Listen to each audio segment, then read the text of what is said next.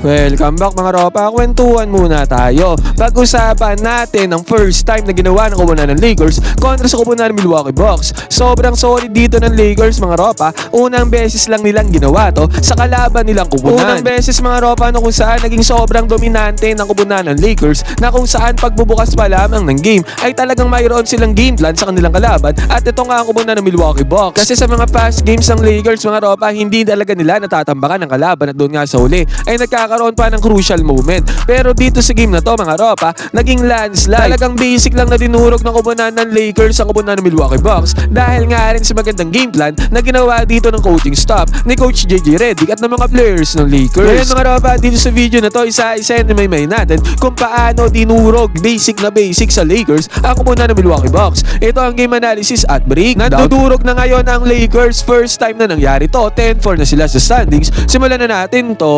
Okay game. Ngayon mga ropa, naging kita naman talaga ang laban. Yun nga lang, dito lang sa unang parte ng laro, hindi masolusyonan ng kupunan ng Milwaukee Bucks ang pick and roll gameplay dito ni Luka Doncic at DeAndre Ayton mga ropa. Easy 2 points na nagawa dyan ni DeAndre Ayton. Basket is good. Bumawi naman dyan ang kupunan ng Milwaukee Bucks mga ropa. Ryan Rollins, good penetration, easy 2 points din. Yun nga lang mga ropa, si Austin Reeves ay nagmando dito para sa kupunan ng Lakers. Binangga ni Austin Reeves ang closeout defense doon sa ilalim. Basket is good, may kasama pa yung foul. Bumawi naman dito ang kupunan ng Milwaukee Bucks mga ropa, nagkasagutan dito ng puntos. Yun nga lang mga ropa, 3-pointer lang ginawa dito ng kupunan ng Milwaukee Bucks. Pero sa pagkakataon na to mga ropa, Luka Doncic nagpainit na para sa kupunan ng Lakers. 3-pointer pinanis niya, depensa dyan ni Kyle Kuzma, basket is good. At sa pagkakataon na to mga ropa, sinubukan bumawi dyan ni Ryan Rollins. Pero dahil sa ginawang sabay ni DeAndre Ayton doon sa may ilalim, kumapos ang tirada dyan ni Ryan Rollins. At pagkakataon ulit para sa Lakers, back-to-back 3-pointers naman ang ginawa dito ni Luka Doncic mga ropa. Same shot, same result para kay Luka Doncic. Same defender si Kyle Kuzma.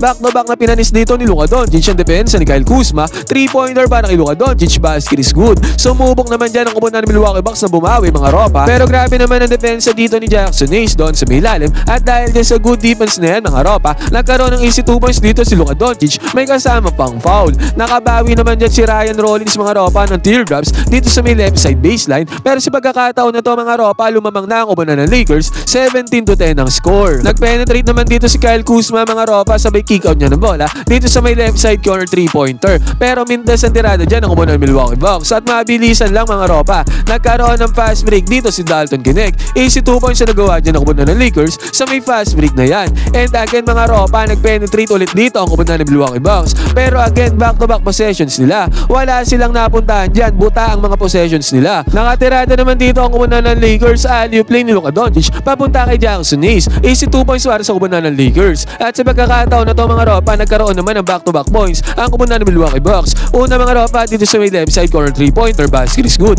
And then after niya mga ropa, perimeter mid-range jumper ang pinasok naman dito ng kupunan ng Milwaukee Bucks. Yun nga lang mga ropa, ang kupunan ng Lakers ay mabilisan lang mga ropa na i-kick out ang bola, na i-swing ang bola papunta kay Maxi Kleber. Unang punto si Maxi Kleber dito sa game na to. Basket is good yan para kay Maxi Kleber, easy money. At sa pagkakataon na to mga ropa, sa possession na to ng kupunan ng Milwaukee Bucks, nakakuha pa ng 3-pointer dito si Bobby Portis Jr. mga ropa. Umatime ulit sila dyan isang 3-pointer bago matapos ang first quarter. Pero nagbintisan mga ropa, kung kaya't sa senaryo na to, 30-18 kaagad ang score. Lamang kaagad yan ng 12 points sa kupunan ng Lakers. Dominant first quarter. And take note din mga ropa, yung 18 points na yan ang kupunan ng Milwaukee Bucks, ang pinakamababang in-score nila so far this season. Yung 18 points na yan dahil yan sa good defense sa kupunan ng Lakers. At sa pagkakataon na to mga ropa, pagbubukas sa second quarter, si Austin Reeves ang nanguna para sa opensa ng kupunan ng Lakers. Nagkaroon siya ng 2 assist dito mga ropa, magkasunod yan, na naipasok naman ng teammates niya mga ropa, easy 2 points para sa Lakers. Pero bumawi naman dyan ang kupunan ng Milwaukee Bucks. Si Giannis Antetokounmpo mga ropa ay nagkaroon din ng 2 back-to-back points para naman sa kupunan ng Milwaukee Bucks. Pero still mga ropa, ang score pa din dito, 34-24, pabor pa rin ang score sa kupunan ng Lakers mga ropa, at agaran lang.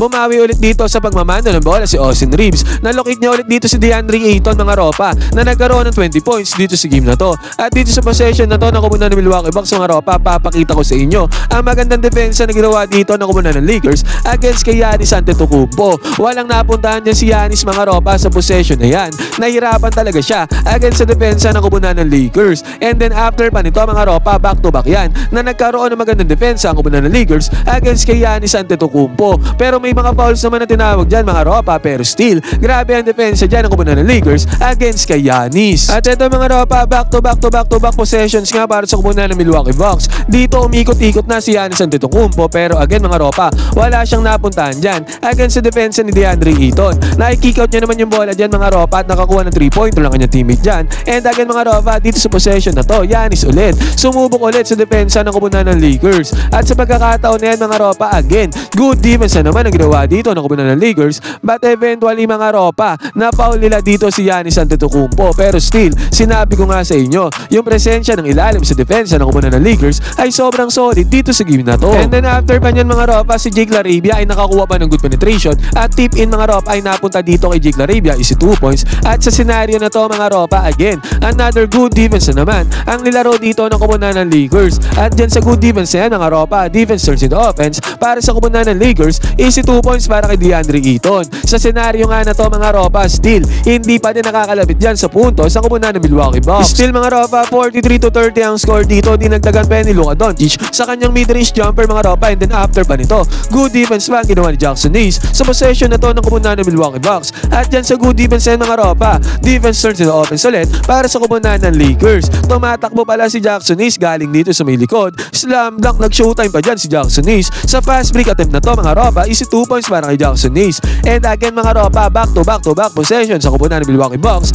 Another good defense na naman para sa kupunan ng Lakers. Nakakuha na naman ng steal dyan si Jackson Hayes mga ropa. At ang tendency outcome pa nito, nice swing pa niya yung bola papunta kay Dalton Knecht na naghihintay dito sa may left wing 3-pointer. Ilis na yan para kay Dalton Knecht, open na open yung 3-pointer na yan. Basket is good. And again mga ropa, Giannis Antetokounmpo ulit na nag-aawak ng bola dito para sa kupunan ng Milwaukee Bucks. Susubukan niya sana ulit dito ang depensa ni DeAndre Ayton. Pero hindi niya na sinubukan dyan mga ropa. Kinik out niya yung bola dito sa may 3-point area. Pero nagmintis naman ng tirate dyan ng teammate ni Giannis Antetokounmpo. At dahil dyan nagkaroon ng possession ng kupunan ng Lakers na kung saan nagkaroon ng easy 2 points dito si DeAndre Ayton. Nalokit na naman siya dito ni Austin Reeves. Easy 2 points para kay DeAndre Ayton. And again mga ropa, back-to-back possessions dito ng kupunan ng Lakers. Sinubukan ulit dito ni Giannis Antetokounmpo na sukatin ang depensa dito ni DeAndre Ayton. Pero napag-isipan niya dito mga ropa, mag mid-range jumper na lang. Huwag kaldagin dito si DeAndre Ayton. At ang resulta naman ng mid-range jumper niya. Again, mintis na naman ang tirada dito ni Giannis Antetokounmpo. At sa pagkakataon na yan, nakapitalize naman niya ng kupunan ng Lakers. Nakakuha ng 2 points dito si Luka Doncic. Basket is good. At sa possession na to ng kupunan ng Milwaukee Bucks mga ropa, again, disaster to para sa kupunan ng Milwaukee. Kasi nga maganda ang defense ang nilalaro ng Lakers against sa kanila. At eventually mga ropa, ang tendency outcome yan, parang nabwisit na dito si Giannis Antetokounmpo. Nagkaroon siya ng offensive foul dito against kay Luka Doncic. At dahil sa offensive foul na yan mga ropa, nagkaroon ng possession ng Lakers dito bago matapos ang second quarter. At ang nangyari pa dyan mga ropa, na buzzer beater pa dito ni Austin Reeves yung tip in mga ropa. Kung etatapos ang second quarter ang first half sa score na 65-34. 65-34 yan mga ropa, hindi pa lang dinagdagan yan ng referees. Hindi pa kagad nila na-counted. 31 points sa tumataginting ang tambakol dito ng kupunan ng Milwaukee Bucks dito sa may first half. Grabe nga yun. First time na ginawa to ng kupunan ng Lakers sa kalaban nila. Pagbubukas naman ng second half mga ropa, still napanatili ng kupunan ng Lakers yung intense sa depensa nila against sa kupunan ng Milwaukee Bucks. At nakakapag-convert sila ng puntos dyan mga ropa galing sa mga intense sa depensa na yan. And then after nito, turnovers keep piling up para sa kupunan ng Milwaukee Bucks. And then again mga ropa, nakapagpunta na naman ng puntos dyan ng kupunan ng Lakers dito kay DeAndre Ayton. At ito na nga mga ropa, napag-desisyon na dito ni Giannis Antetokounmpo. Nakaldagin na ang depensa dito ni DeAndre Ayton mga ropa kasi nga tambakol na sila.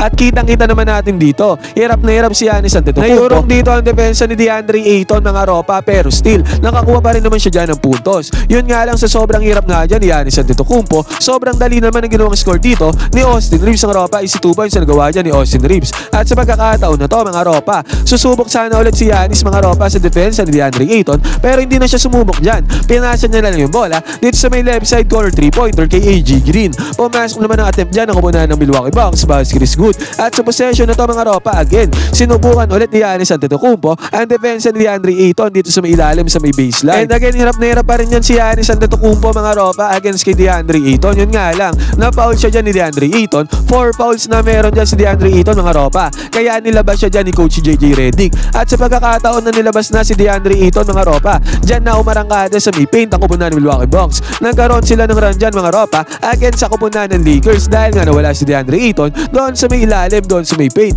Go signal yan para sa kupunan ng Bucks. Naibaba pa nga nila ang kalamangan ng Lakers bago matapos ang third quarter sa 14 points mga ropa dahil sa run na yan. Yun nga lang, hindi hinayaan ni Luka Doncic na magkaroon ng run at momentum dito ang kupunan ng Milwaukee Bucks pagpasok ng fourth quarter. quarter. Sunod-sunod na puntos ang ginawa dyan ni Luka Doncic mga ropa bago matapos ang third quarter na to. At dahil sa sariling run na ni Luka Doncic mga ropa natapos ang third quarter sa score na 92-72, lumobo ulit sa 20 points sa kalamangan ng Lakers. Pagpasok naman ng fourth quarter mga ropa, still mainit pa rin ang kupunan ng Milwaukee Bucks. Nakapasok sila ng 3-pointer dito, basket is good. Sumagot naman dyan ang kupunan ng Lakers, slam dunk dito ni Jackson Hayes mga ropa, easy 2 points. Pero again mga ropa, 3-pointer na naman ang napasok dito ng kupunan ng Milwaukee Bucks, si Money. And again mga ropa, step back 3-pointer pa ang ginawa dito ng kupunan ng Milwaukee Bucks. Kung kaya't sa pagkakataon na to dito sa may fourth quarter, naibaba nila ang kalamangan sa 13 points. Yun nga lang mga ropa, momentum stopper dito itong si Austin Reeves. Dahil nakapukol siya dyan ng 3-pointer mga ropa, crucial 3-pointer, basket is good. Sumagot naman dyan ang kupunan ng Milwaukee Bucks mga ropa. Again another 3-pointer na naman.